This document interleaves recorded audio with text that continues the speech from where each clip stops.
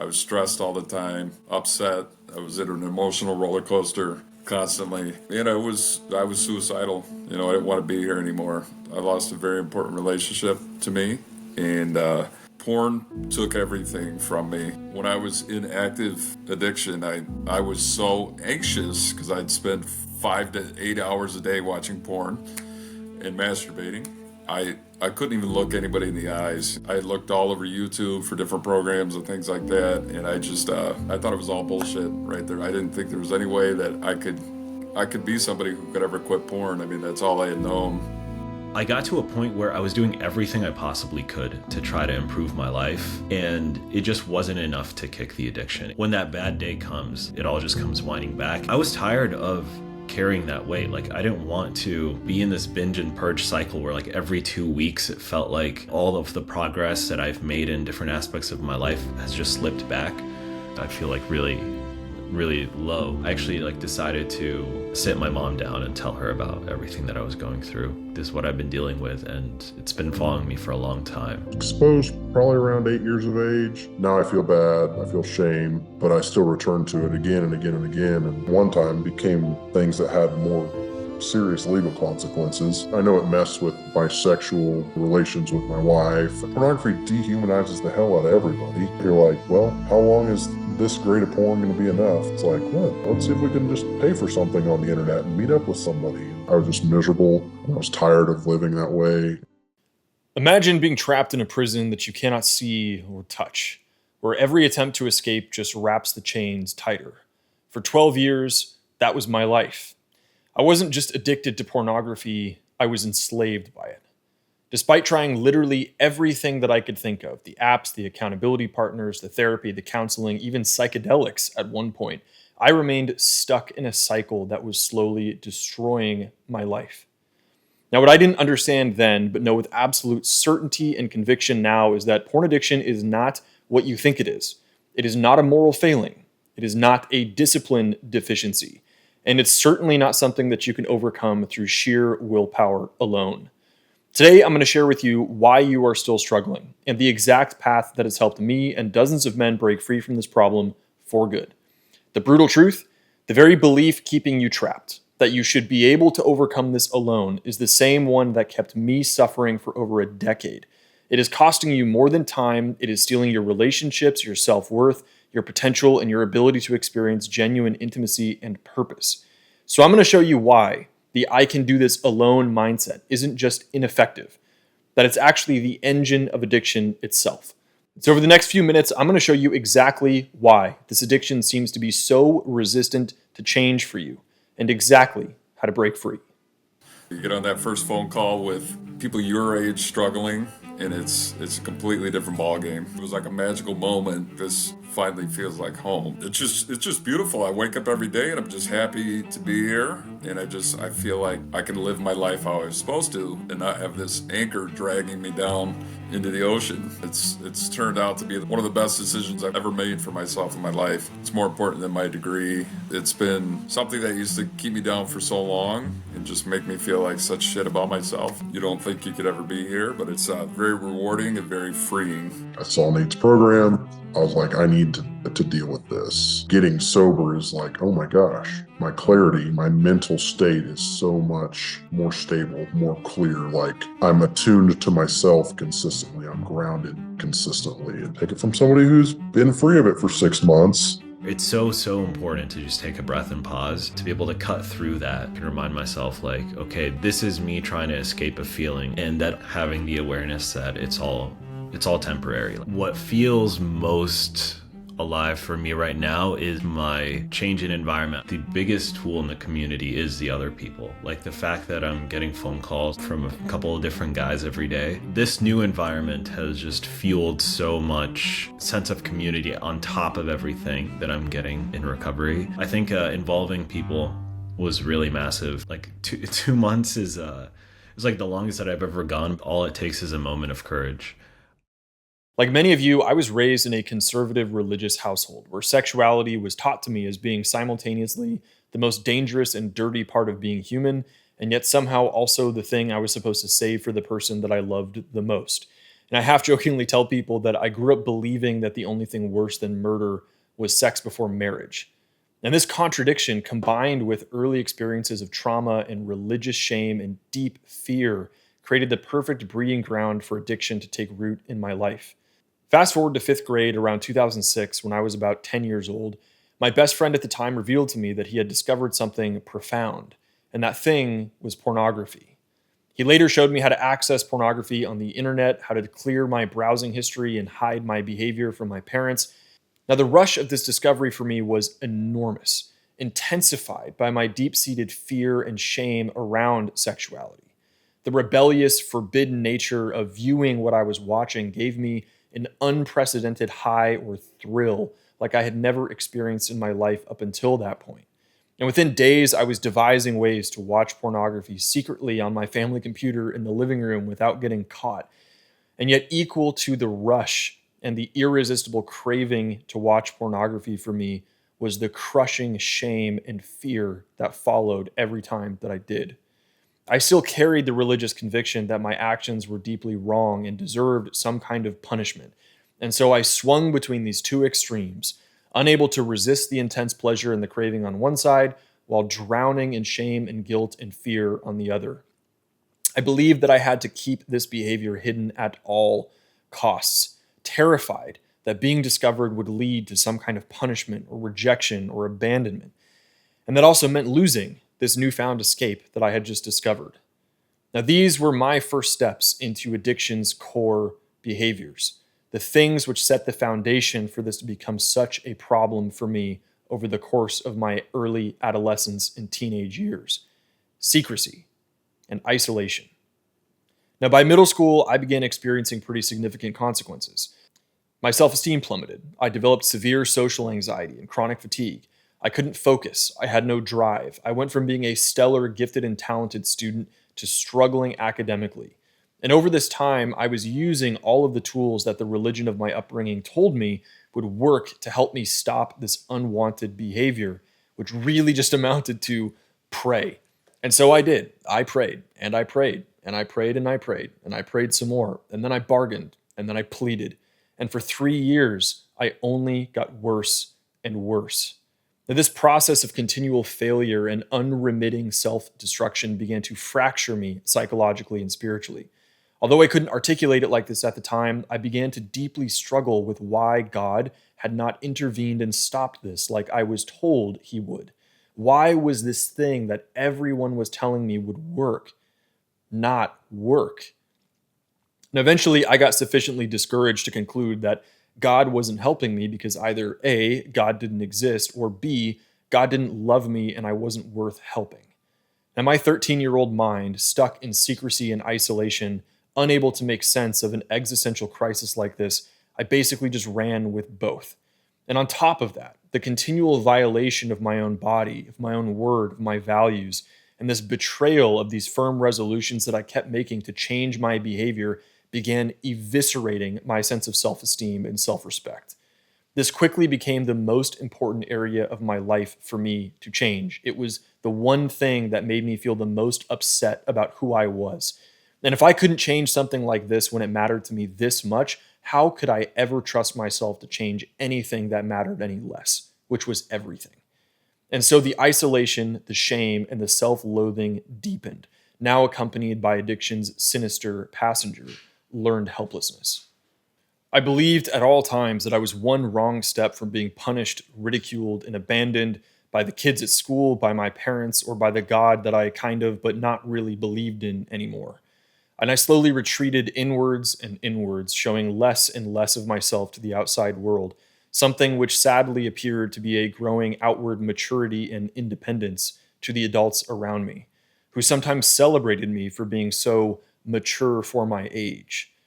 Now, in his book, Facing the Shadows, sex addiction therapist and treatment pioneer Patrick Carnes laid out the 4 beliefs that serve as the core identity of somebody who struggles with a sexual addiction. And they are this.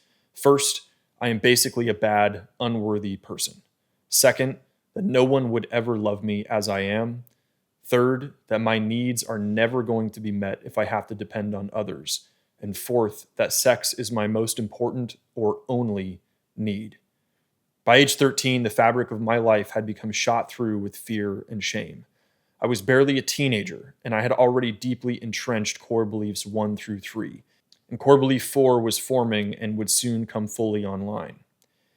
Around age 13, I became obsessed with quitting this problem. I took the cold showers, I read all the self-help books, I went on the NoFap forums, I meditated, I journaled, I did push-ups, I ran, I experienced more relapses, so more cold showers, and every failure just deepened my sense of shame.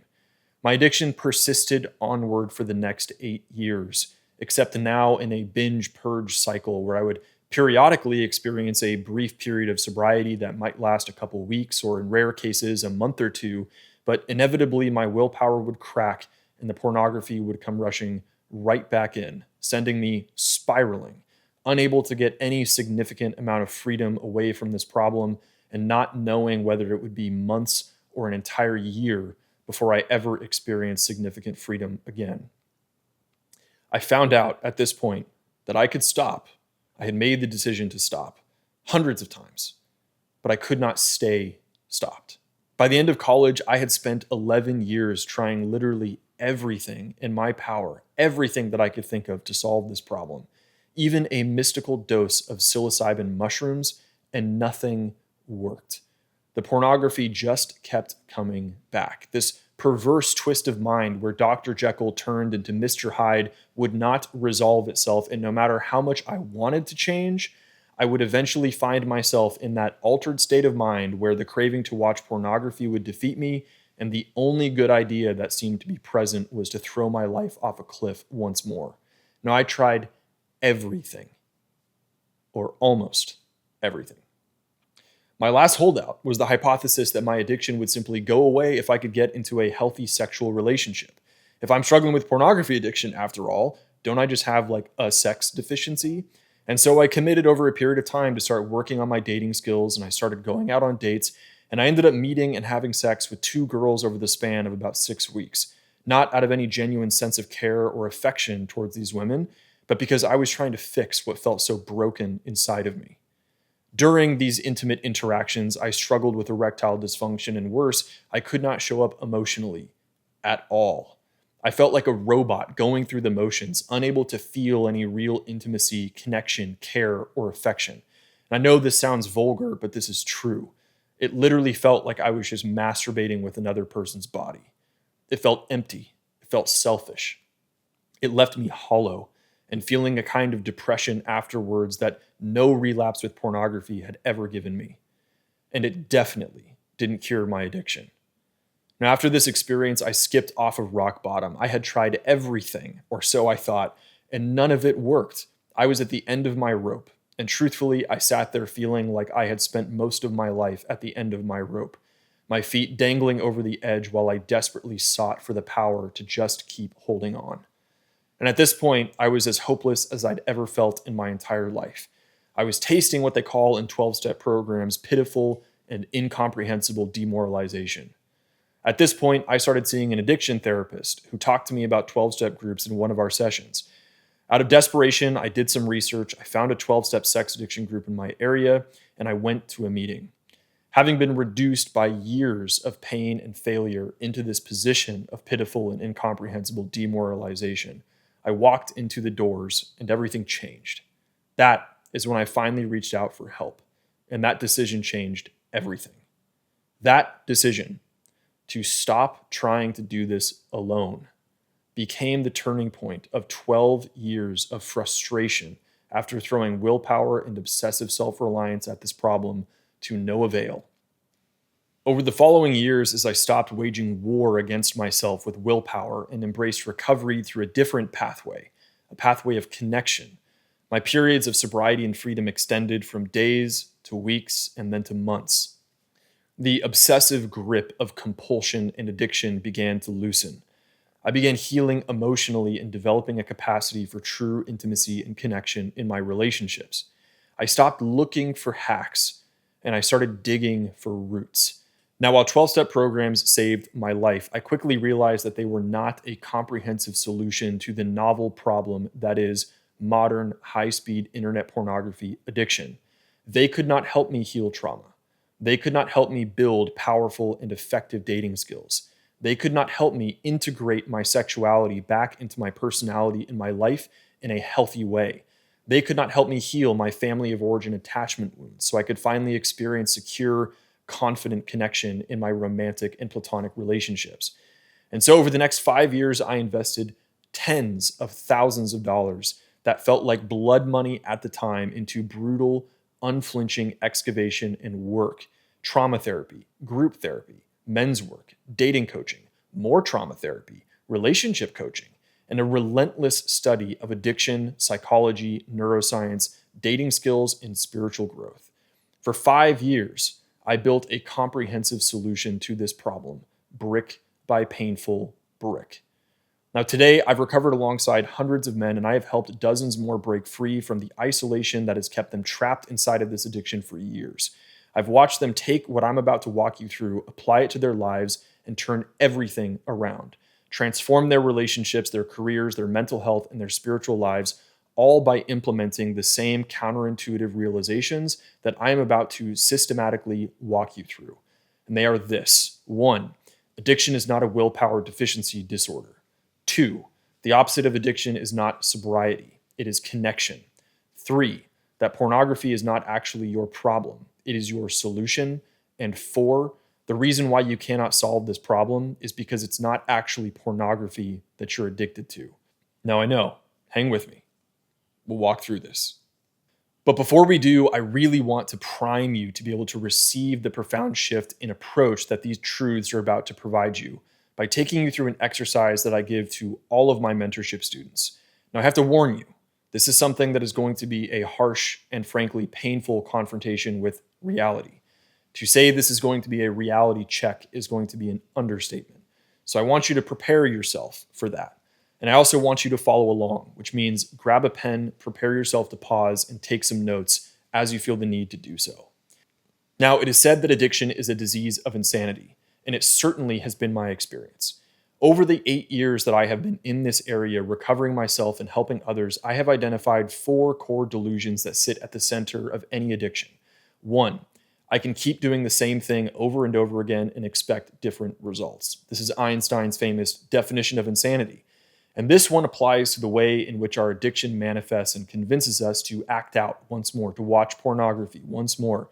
We find ourselves in this perverse state of mind where something twists and all of a sudden we have convinced ourselves that this time will be different.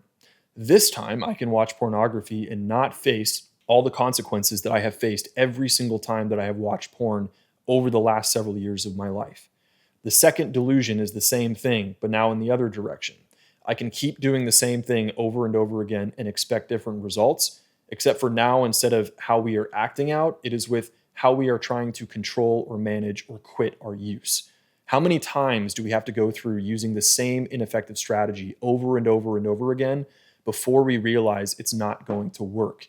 Yet somehow we convince ourselves after each relapse with pornography that the same solution that hasn't worked for me 100 or 1,000 times in the past, this time it's going to be different. The third delusion is a disconnection from negative consequences, or a phenomenon that I call the trance of apathy, where we are lulled into a kind of slumber by addiction, no longer able to see or be properly motivated by the reality of what this addiction is costing us.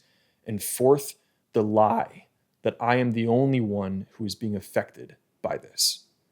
Now, the exercise that we're about to do is one of piercing through these delusions and reconnecting with reality by staring it straight in the face.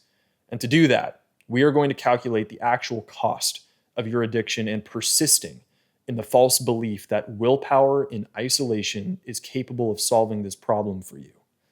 So first, we're going to calculate the time you have lost to addiction. The first thing I want you to write down is the number of years that you have struggled with this problem. The average for my clients is 14 years. Next, I want you to write down how much time you estimate you have spent on a daily basis fighting the urges to watch pornography, plus actually watching pornography. And this applies to the days on which you actually watch pornography, of course.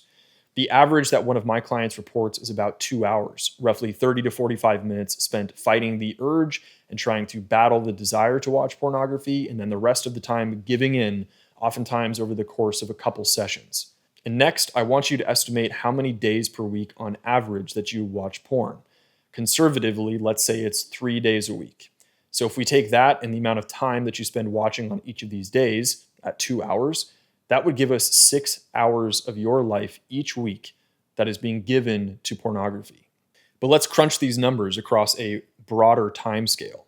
That means that over the course of 14 years of addiction, assuming, which is generous, that this has been the rate of pornography consumption for the entirety of those 14 years, that means that 6 hours a week times 52 weeks in a year times 14 years gives us 4,368 hours, or 182 full waking days just spent watching pornography and masturbating. And if we assume you sleep, which I'm sure you do, that number turns into 242 calendar days of your life just spent watching pornography and masturbating, from the time you woke up to the time you went to bed, non-stop. And if we now take this and divide it by the total waking hours of your entire life, we would find that if you had been watching pornography 3 days a week for 2 hours for 14 years, that means that you have spent 5.3% of your entire conscious life directly engaging with pornography or fighting the urge to watch it. That is 1 out of every 19 waking hours of your life gone. But pornography is free, right? And it gets worse. Most report feeling depressed, anxious, or some kind of emotional hangover for sometimes 10 or 14 days after watching pornography before they begin to feel the color return to life and some amount of normalcy appear again. So that means that if you relapse every 10 to 14 days, which again is generous, that would mean that you have spent 80% of your life either watching porn or suffering its aftermath. That's 80% of your life that you have sold to the porn industry. And for what? To be neurologically crippled?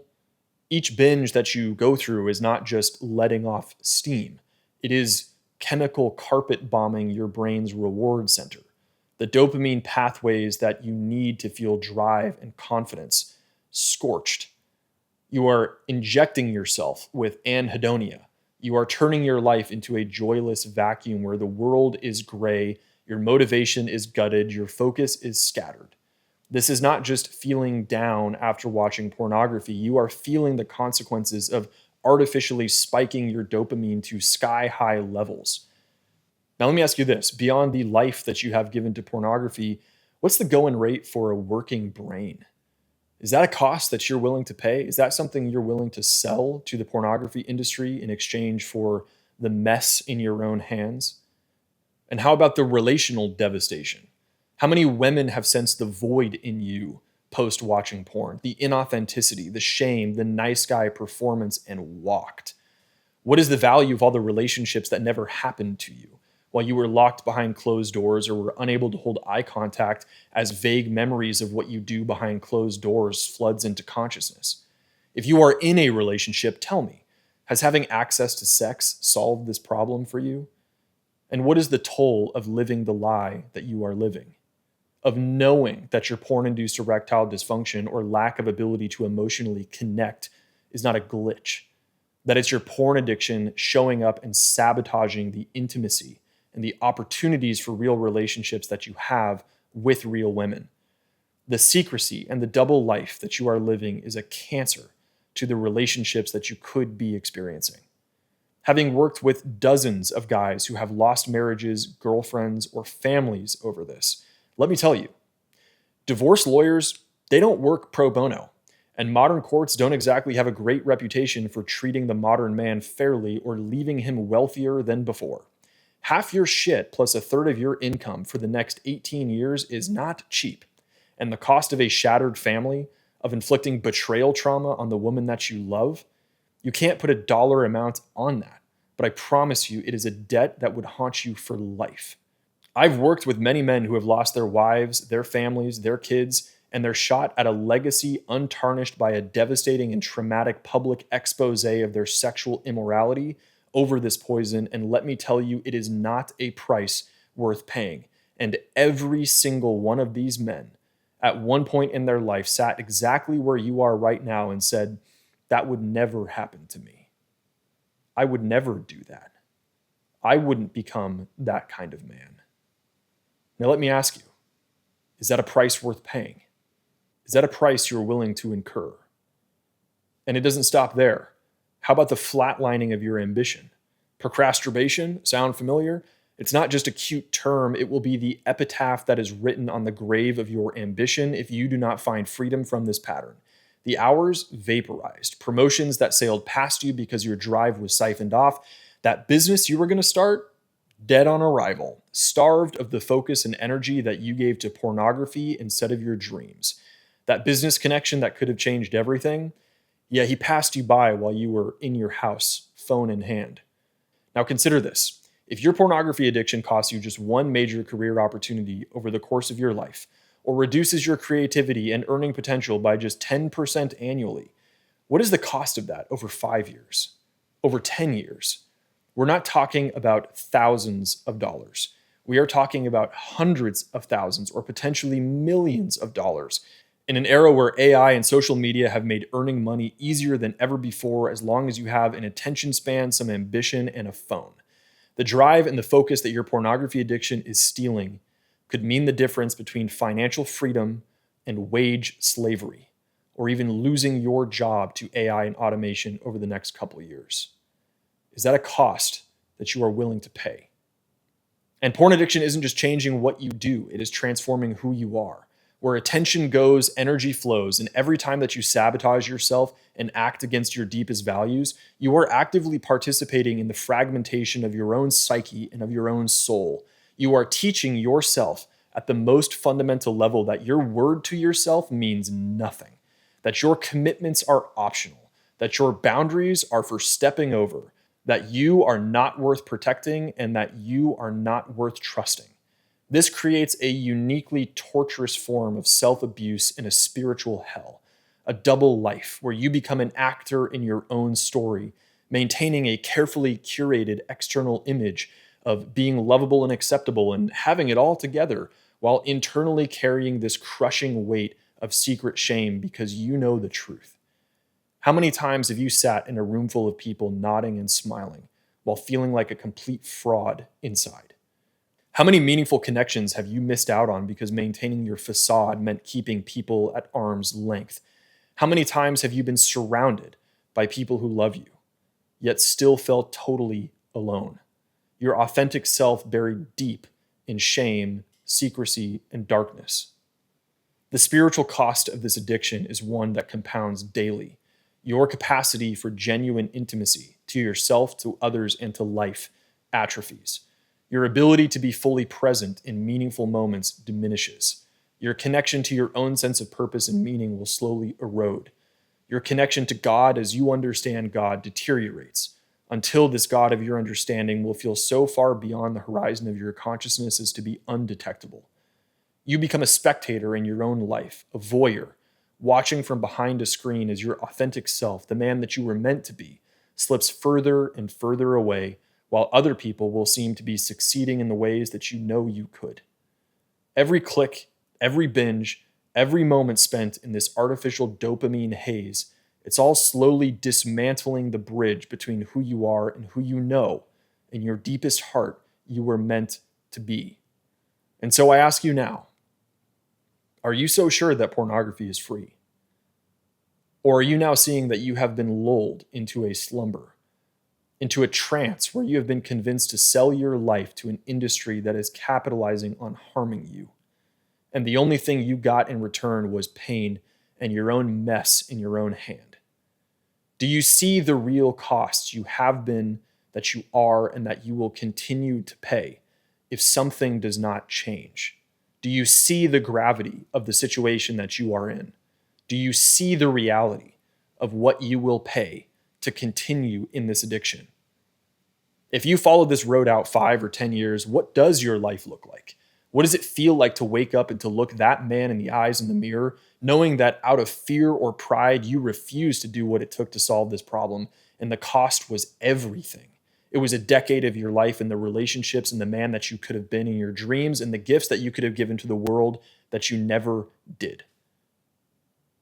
That cost is the girlfriend that you never had, who never turns into a wife, who never turns into a mother, and thus who never gives rise to the children that you could have had. A family that never gets born, and a legacy, a 4.5 billion year long chain of successful reproduction that ends with you. Now, if you think I'm exaggerating with all of this, I would invite you to join me on a trip to a local 12-step group where you can meet many of these men who didn't wake up to this problem and actually get help to solve it until it was too late, until they were in their 50s or 60s or 70s and the opportunities to fix many of these problems had passed them by. Look a man like that in the eyes and tell me that this isn't real. Whether you resonate with my approach and you end up wanting to work with me to solve this problem or not, I really want you to take one thing away from what we just went through. The truth that you are not in a situation where anything is free. You will either pay the price of getting this problem solved in terms of the time that you will spend, the money you will invest, and the energy that you will expend, or you will pay the price of remaining stuck and addicted. There is no road available in front of you where you do not pay because you are already paying. So when that delusional thing in the back of your mind mutters something like, I can't afford to get help, understand that what you're really saying is, I can't afford to get help because I choose to keep paying this price. I choose to pay the price of pornography. I choose to pay the price of continued addiction over the price of getting help. A huge reason why I started doing what I do is because going the free route of recovery ended up costing me almost 5 years of my life and over $29,000 in therapy, coaching, and mentorship to heal my trauma, build my dating and relationship skills, and do everything else that I had to do to piece together a comprehensive and total solution to this problem. I want you to not have to go through what I went through. And I want you to deeply ingrain this into your psyche. The free road in life, whether you're trying to solve this problem or another one, it's never free. It just means that what you're paying with is your life. Now let's address some of the thoughts that might be coming up after going through this exercise. I can't afford to get professional help. Bro, you can't afford not to get help. You are losing your life. If you are still convinced by this idea after going through everything that we just went through, you got other problems that I cannot help you solve. You might also be saying, well, what about the free resources? Those should be enough, right? I just need to go through more free information and find the right strategy. Most of you watching this have already consumed hundreds of hours of free content for years. All of the personal development stuff, trauma healing work, life optimization and productivity and time management content. And yet here you are, watching this video. Knowing isn't doing, and a theory doesn't mean it's an effective theory. Information isn't transformation. I started doing this because I wanted to be the guy that I wish that I had when I was a teen or in my early 20s, swamped in ineffective free information. I consumed all of it, and none of it ever worked. And so I wanted to be the guy who could teach what actually works. And so let me ask you again, how long have you been watching 22-year-olds who have very little life experience, who've only been free from pornography for all of 3 months, tell you that the way that they broke free for good was to do push-ups and to try harder? How's that strategy of piecing together your own effective plan from free content been working for you? Well, I'm a man, you say, I can fix this. I just need more willpower, more discipline. That's the answer. If your plan and your willpower was going to work, it would have worked by now.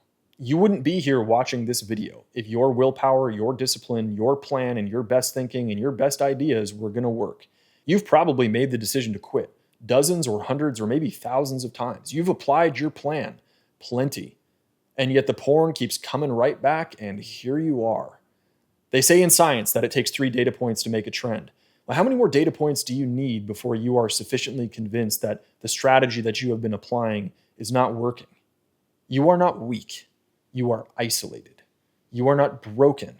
You are just using an ineffective strategy. Now you might say, well, my life situation is different. I'm too far gone. I've worked with men who've been addicted for 25 plus years. Men who'd lost marriages. Men who developed erectile dysfunction so severe they couldn't function sexually at all. Men who were on the verge of taking their own lives. Men who hadn't left their houses in months. And every single one of them thought they were the exception. And every single one of them was wrong. Your situation is not unique. Your addiction, it isn't special. Your brain, it's not permanently broken. You're not the terminally unique snowflake for whom this problem is not solvable. You've just been using the wrong approach. So what approach does work then? Let's return to those core ideas that I brought up earlier. First, the core myth keeping millions trapped in this addiction is the belief that pornography is your problem and that willpower is your solution. This sounds bizarre, but hear me out. Porn is not your problem. It is your temporary destructive solution for a deeper problem. You see, struggling with an addiction means, by definition, that for whatever reason, being you unmedicated is intolerable. The addiction is just the thing providing the relief. And so the real question is not why am I addicted, but what pain in my life is pornography relieving?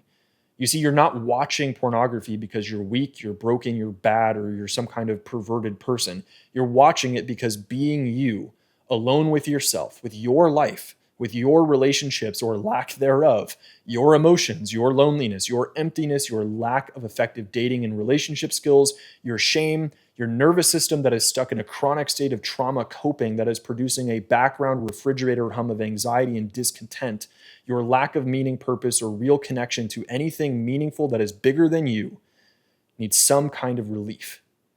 Pornography is that relief. It is the solution to living in a life that is stuck in a web of broken connection. And now it's time to go deeper a layer. Here we are returning to the seemingly absurd claim that I made earlier. What you are actually addicted to isn't pornography. Your pornography addiction is actually just the primary manifestation of a deeper addictive process, one that you'll quickly see is far more fundamental and which pervades your life far beyond just pornography. This deeper addictive process is a spiritual attitude, and one that goes by the name lust. And now, before you get your knickers in a twist, I do not use this word in some kind of superficial religious sense to shame you for having sexual feelings or in any way to mean natural or even strong sexual desire. I use it to mean something much more profound and much more sophisticated. Lust is not feeling sexual attraction towards someone. Lust is what is happening when selfishness and self-centeredness take control of your natural drives and start using them as a means to take from others to fill what you feel is lacking within yourself, or to solve emotional problems that those natural drives were never intended to solve. Lust is an entitled attitude that demands, it takes, regardless of the consequences. Lust says, I want what I want, when I want it, how I want it, regardless of the consequences. It is a gnawing, almost nauseating emptiness that lives in our bodies and compels us towards relief by taking from others rather than healing what is missing within. Sexual lust, which is the form yours takes, objectifies. Through its eyes, women either become collections of body parts meant only for your personal sexual gratification, or these idealized, pedestalized objects onto whom you project your need to feel validated so you can finally give yourself permission to feel worthy and lovable. And this attitude with lust doesn't just appear when you watch porn. Like I said, I guarantee that it shows up outside of that, in how you view potential partners, and how you look at girls at the gym or work or online. It transforms women from whole human beings into objects for your consumption. Think of it like this. Someone with an eating disorder isn't actually addicted to food. They're addicted to using food to cope with emotional pain. Food becomes the solution to problems food was never designed to solve. You cannot eat your way out of loneliness or shame, right? Similarly, you cannot orgasm your way out of hating yourself. You cannot orgasm your way out of not knowing how to spark and maintain attraction in your dating life. You can never orgasm your way out of anxiety or existential emptiness or meaninglessness. No amount of porn will ever provide you the genuine connection, the intimacy, the purpose, and the love that you're actually seeking. Now, we've hit on something incredibly profound and important here that I want to emphasize. While lust seems to offer the relief that we can't find elsewhere, it is fundamentally not about sex specifically. And so paradoxically, we are discovering here that your pornography addiction actually has very little to do with sex whatsoever. And it has everything to do with relief. Now, this reframe unlocks the door and allows us to change everything. We go from this mindset that says, I need more willpower to stop watching porn, to I need to heal what is driving my need to numb and escape and to regulate my emotions in such a dysfunctional and self-destructive way in the first place. We go from this belief that what recovery means is racking up a streak of days sober, fighting urges and external temptations forever, to the realization that what recovery means is becoming a man so whole and building a life that is so connected and so meaningful that porn no longer serves any purpose whatsoever and falls away naturally without any fight or any resistance. We go from this mentality that says, I should be able to handle this alone, to realizing that the very isolation that you are clinging to is the exact thing that is preventing you from experiencing the connection that would heal you. Recovery is not just about abstaining from porn. It is about becoming the kind of person and living the kind of life where pornography no longer fits in the picture. It is about reclaiming your mind from an industry that has been exploiting your mind, your life, and your relationships for ad revenue since you were a teenager. It is about addressing the emotional wounds and unhealed trauma that made you vulnerable to that exploitation. And it is about building genuine connections that make escape with any kind of artificial stimulation not just unnecessary, but no longer appealing in any way, shape, or form. And so how do we achieve this elusive recovery? Well, let me share with you the comprehensive system that I have developed that is helping men left and right break free for good. The Orbital Recovery Program that I run works in 5 phases. The first phase is phase 1, quit and stabilize. This phase is where we lay down the foundation of your recovery, giving you the fuel that you'll need to actually be successful and to get your recovery off the ground. This is where you'll learn many new perspectives similar to what we've just gone over, and mindsets on addiction and recovery to set you up for success. You'll be equipped with dozens of practical tools that you can implement in real time to actually change your behavior. You will build and connect with meaningful, real support systems and take the first critical steps into a real brotherhood where there is real accountability, real connection, and real support. You will learn how to not make the same mistakes that I have seen hundreds of other people in recovery make, and you'll learn the most powerful techniques available to begin rewiring your brain out of the addictive process at the root. Phase 2 is where we begin addressing the broken connections with ourselves. This phase begins with the process of healing the roots of addiction and transforming you into somebody who is content and emotionally balanced, who knows how to respond to their emotions and the events in their life in a way that actually leads to increased soothing, increased quality of life, and deepened connection, rather than our default right now, which is increasing distress, lowering our quality of life, and fostering shame, isolation, and disconnection. Here is where we turn everything around for you in terms of your physical health, your mental health, your relationship to stress, time management, and productivity, and where we dive deep into trauma healing and release, and into shame release. This phase is where we truly begin undoing the chains that bind us. Phase 3 is all about healing our connections with others. In this phase, we begin the process of healing these deeper relational and attachment wounds that are preventing you from experiencing real, authentic, intimate connection, and to give you the exact skill set that you need to create a social and dating life that is built on radical honesty, radical authenticity, and radical connection. Family of origin wounds must be healed. Dating and relationship skills deficits must be overcome. Intimacy and communication skills must be learned. And your sexuality, at the end, will finally start to become integrated into your life as a healthy element. Phase 4 is where we begin connecting your relationship with life. Now, this phase is unique because it begins at the beginning. This phase of recovery is one that you will do simultaneously as you do all of the other work in the program. This phase holds and permeates all the other aspects of recovery because it is the foundation. And it is the one that you will complete progressively as you go through these other phases.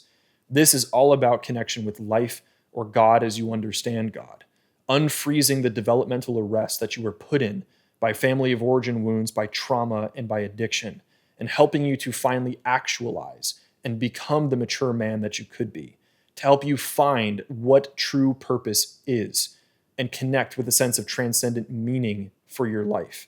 Here, after having built your recovery on a firm foundation, healing some of the roots, and finally experiencing meaningful connection in your life, we'll go all the way to the bottom, to your most foundational relationship in your life, which is your relationship with life, where you will make the real connection, where a deeper sense of belonging and peace can be found. The real connection that your addiction has always been looking for.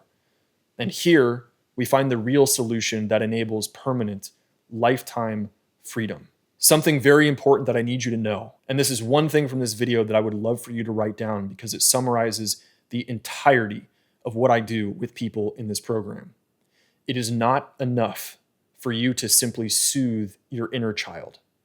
You must become the adult who stops repeating the pattern. This is where we do that. This is about psychological integration and development. This is about purpose and meaning discovery. This is about integration of wisdom into your life. If you are a religious person who has been trying spiritual paths of recovery to no avail, this is where you will find out why you have been experiencing a faith that doesn't work. And now let me make this clear. Orbital Recovery is not a religious program, although we are accepting and open and welcoming of everybody who is walking their own particular spiritual path. Wherever you are at, you will find that the approach in Orbital Recovery will work for you. And now lastly, we have phase 5, the orbital maintenance phase. The objective here is to teach you the principles, rules, mindsets, and equip you with the resources to not just sustain the transformation of getting sober, but to ensure you understand that sustaining recovery means sustaining positive growth in your life. If you fail to enlarge and continue to expand your life, and you begin to rest on your laurels and you become complacent, realize that you live in a pro-addictive environment.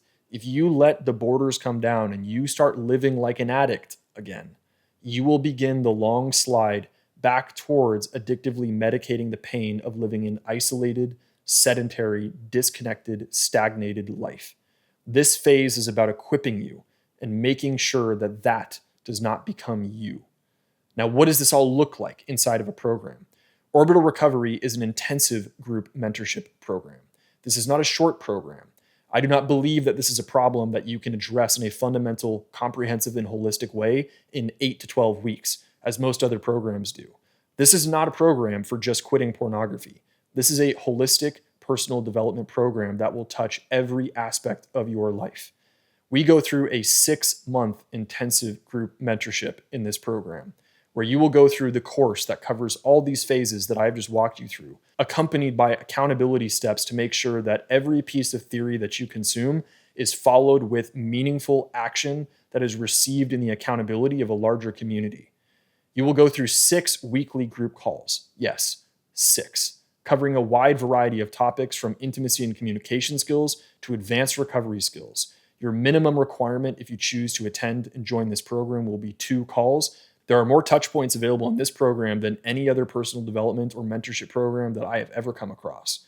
Orbital Recovery is also centered around a brotherhood, a real community with real engagement. People in my program call each other. You will be required to connect. Maintaining some kind of wallflower status or being isolated in the midst of a meaningful community is not an option here. We have people from all over the world inside of Orbital Recovery, meaning you get 24/7 support from people who understand your problem, many of which are farther along the road of recovery than you are and have just successfully navigated the obstacles that you're about to confront, from whom you can receive direct advice, support, and mentorship. You will get direct support from me and our assistant coach, Ricky. You get multiple one-on-one support calls throughout the week, and you get a weekly, personalized, data-driven recovery strategy update from real data that we take on how your recovery is going to customize your recovery path to you as an individual. This is not a one-size-fits-all approach. You will be doing very custom, very personal work in your life depending on your particular issues. This is not another 90-day course that is really just a series of videos for you to watch and one weekly Q&A with too many people on the call to actually get anything meaningful out of it. This is not a Discord channel with 1,000 people, a bunch of information, and 990 of them who have never read or finished any of it. There are no wallflowers in this program. This is an intensive group mentorship program and a holistic personal development program that is centered around a high commitment, high engagement community. This program has high standards for who we admit. It is not for the faint of heart, and it is definitely not for people who are afraid to put in time or effort, or who are only flirting with change, but are not truly serious about it. Now let's address some of the questions that you probably have. What does it cost? This program is not free. It is an investment, and it is so intentionally. And I'm not going to tell you the exact price right now, and here's why. We're very selective about who we allow into orbital recovery. This is not a program for everybody. Protecting the culture and the commitment level and the engagement level of our brotherhood is essential for this program's success. We will hop on a consultation call to first make sure that this program is actually the right fit for you before we even discuss investment. But what I will tell you is this: orbital recovery stands on a principle of never letting finances be the reason why somebody cannot get effective help. I promise you, this program is affordable. It is far more affordable than the continued cost of your addiction or the cost of years of therapy and counseling that doesn't work. We offer a multitude of investment options to make it financially digestible for those who are serious about recovery, so they can get involved and get this problem solved. And that is why one of the things I'm most proud of in orbital recovery is that we have a 93% join rate from qualified men over the last year. We will work with you to make it work if you are serious. Now, your second concern, understandably, might be, how can I be sure this will work? Well, let's start with what we're already sure of. You've been trying your current approach for years, your best strategy, and you're here, still watching this video. So I want to make sure that you first see this and that you are fully convinced of the truth, that you are already inside of a program that is expensive and doesn't work. It's called yours. So this fear of joining an expensive program that doesn't actually work is actually just describing your current reality. But let's entertain it. Let's run with the fear and play it out. What is the worst thing that could happen if you invested and joined a brotherhood of men who are all committed to solving the same problem as you, many of which have solved it or are farther along this path than you, from whom you know you will receive direct support, accountability, advice, and mentorship, and who are all working together as a team to support each other, following the same effective strategy? In what scenario could surrounding yourself with successful, committed men who share your goals possibly make your situation worse? Think about it this way. If you moved into a house with 6 Navy SEALs, how likely do you think it would be that your physical fitness would improve? Would you worry about not getting in shape if you knew that was the situation you were walking into? If you become the average of the 5 people that you spend the most time with, in what universe do you join a community of men who've successfully overcome exactly what you're struggling with and somehow not also be successful? And if we're being honest, is there really that much farther down that you have to go? What kind of quality of life are you so concerned about protecting? What is so precious about your current situation that zero risk is worth pursuing? Because you see, I don't think the fear is about whether this program actually works. I think the fear is about letting go of the familiar prison that you have built for yourself. But the good news is that orbital recovery does actually work, and you don't have to take my word for it. It has worked for every single man that you see in the case study videos below. And if it worked for them, it will work for you too, provided that you are willing to do the work. And here's how confident that I am that orbital recovery will work for you. A 100% guarantee. If you show up, if you do all the work, if you don't get the results you wanted, I will work with you for free until you do, or I will personally pay for you to get into another program. Now, the reason I can offer this kind of guarantee is because it's literally never happened. Every single man who has shown up and who has done the work has found freedom. And you can watch my clients below tell you about their experiences and decide for yourself whether this program produces results. You now stand at a crossroads of who you are going to choose to be. Path 1, you can continue in isolated self-reliance. You can keep trying the willpower. You can maintain that leaning on to the support of others is some kind of weakness. You can stay trapped in temporary progress and inevitable relapse. Or you can watch years roll by, watch years become decades while your relationships suffer and your legacy turns into a graveyard. And 5 years from now, you'll just be in the same battles that you have today, except having made no progress and only carrying heavier shame and deeper neural pathways and more to fix. Or you can choose path 2, choose connection. Embrace that addiction is a disease of isolation and that it is only cured through connection. You can join a brotherhood who has what you want, who is committed to your recovery, who can help you even when you don't feel like helping yourself, where you can address root causes and not just try to fix and change behaviors, where you can transform into who you could be and begin to live a life so meaningful that your addiction falls away without ever having to fight it. And 5 years from now, this addiction will be a chapter in your story. It will not be the narrative. You will have built meaningful relationships, connected with a deeper sense of purpose, and developed an unimaginable level of resilience. This isn't about joining a program. This is about deciding who you are going to be. Are you going to be the kind of person who struggles in futility alone? Or are you willing to accept that your strength lies in connection? When you feel the urge to handle it yourself, recognize that it's not your authentic voice. The voice that is telling you can do this alone does not love you. That is the voice of shame, and that is the voice of addiction maintaining their grip. Your true self, your highest self, thrives in connection, in vulnerability, in support, in purpose. And every step towards that authentic life is a step towards freedom. I spent 12 years battling this alone, and then 4.5 years building a comprehensive solution. Those are years that I cannot get back. You do not have to pay the same price that I did. You don't have to lose another decade. The pathway is already here, clear, proven, and available. Now, if you're ready to break free from this isolation, I want you to click the link below, fill out the application, and schedule a consultation call. Remember, the opposite of addiction is not sobriety. It is connection. And the connection to save you begins with one brave decision to reach out.